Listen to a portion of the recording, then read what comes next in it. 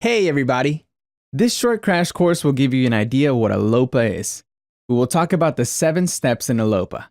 This allows a multidisciplinary team to evaluate risk with higher clarity and more explicit decision criteria. This method is typically used for higher risk scenarios where decision quality needs to be higher. You will learn about this systematic decision-making process, which complements the HAZOP process you learned in the last crash course. Stick with us! Let's start off with what LOPA stands for. The term stands for Layer of Protection Analysis, which is a risk assessment tool developed as part of an international standard to quantify risk to meet a specific probability target. LOPA is used to ensure a design is not under-designed, exposing people to excessive risk, but also not over-designed, wasting money and operation resources. It's about allocating appropriate resources proportional to the risk. LOPA is used to evaluate a specific scenario to determine if it's acceptable. Depending on the consequence, the risk tolerance may differ from person to person. Let's think about your personal risk tolerance. Are you generally more risk-seeking or more risk-averse? The challenge in a LOPA is to have a team of people with diverse backgrounds, experiences, and objectives to make rational business decisions. A rational business decision is one that makes sense for the company in the long run.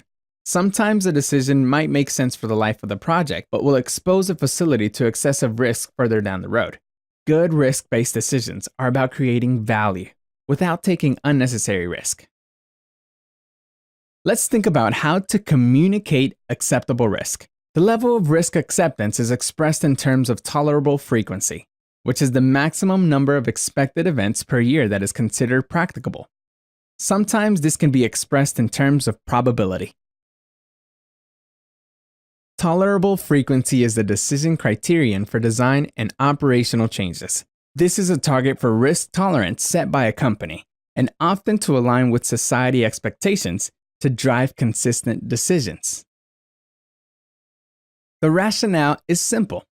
The higher the consequence, the lower the tolerable frequency. Generally, industry accepts 0.01% chance of a single fatality in a given year. In other words, the chance of fatality is 1 in 10,000 for an individual per year. As you would expect, multiple fatalities are less tolerated, with a tolerable frequency of 0.001% chance per year. The more severe the consequence, the lower the tolerable frequency. Let's try to make these numbers resonate with you with some relativity. The chances of a person dying in a vehicle accident is 0.01% chance per year. In a population of 1 million, you can expect about 100 traffic fatalities, based on North American statistics. Notice that this is the same as the generalized industrial tolerable frequency. Working at an industrial facility should be as safe as driving there. A voluntary risk most people are willing to accept, given the benefits. One of the most dangerous occupations in the world is king crab fishing in Alaska. This line of work has a 0.356% chance of a fatality per year, or 35 times more dangerous than driving. Do you know a facility running at this risk level? Before you start a LOPA, your company needs to define the tolerable frequencies for high consequence events. Do you know the tolerable frequencies for your company? If so, who decided how much risk tolerance your company can take on? Should the target be set by an operator who is focused on quarterly production targets?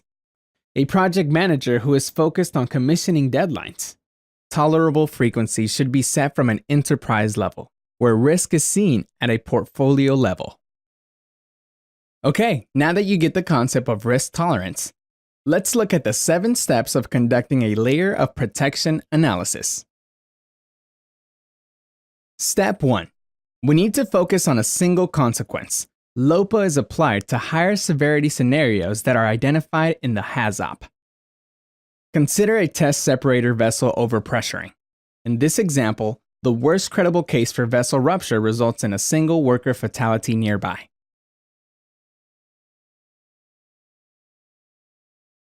Step 2.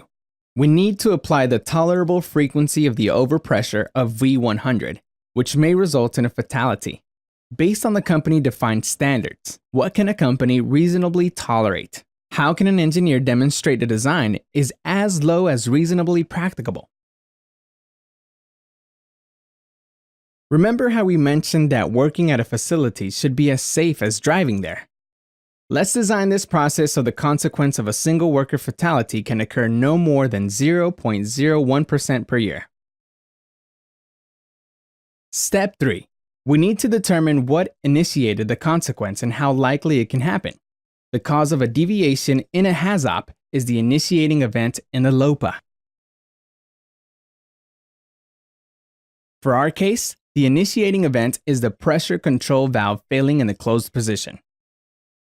There is blocked flow of the produced gas line when PV100 is closed, causing V100 to overpressure. Let's say the pressure control valve has a 0.1 probability of failing closed in a year. Or in other words, the expected inadvertent closure is once in 10 years. Step 4. Identify the independent protection layers in the system. These are mechanisms which prevent the consequences from occurring. These independent protection layers are the safeguards identified during a HAZOP. To assign a safeguard as an independent protection layer, it must meet specific requirements defined by international and regional standards. It is important to remember, the protection layer must be independent from the initiating event and other safeguards applied to this scenario. What independent protection layers can be used in this scenario? Aha! There is a pressure safety valve on the vessel. PSV100 will protect V100 from overpressuring. Is it independent from the PV failure? Will the failure of the PV impact the performance of the PSV? Let's say this valve can reduce the likelihood of vessel rupture by a factor of 10. This can also be expressed as a risk reduction factor of 10, or a probability of failure on demand of 0.1. Step 5. Calculate the expected frequency of the consequence scenario. Given the probability of the initiating event, the pressure control valve inadvertently closing, and the probability of the PSV failing, what is the probability of vessel rupture? With a simple formula, the expected frequency can be calculated.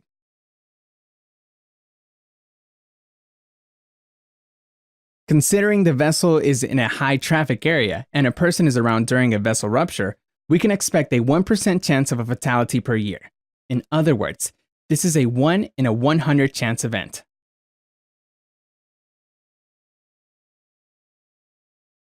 Step 6. Decide if risk is acceptable based on the tolerable frequency. Now we can make a risk-based decision. Is this process as safe as we want it to be?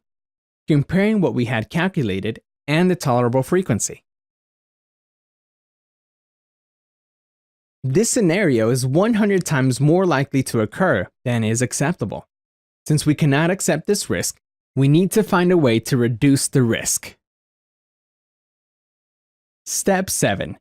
Determine the additional safeguards to reduce the risk to meet the tolerable frequency. What would you recommend?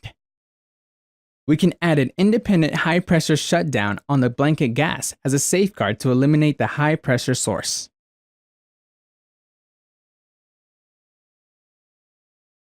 We added in a safeguard which consists of a sensor, logic solver, and valve, which is the final element. We call this safeguard a safety instrumented function. This is an automated safety action to bring the process to a safe state. The current system is 100 times more likely than acceptable. The safety instrumented function needs to reduce the likelihood by a factor of 100. The reliability target of this function must have a probability of failure on demand less than 1%.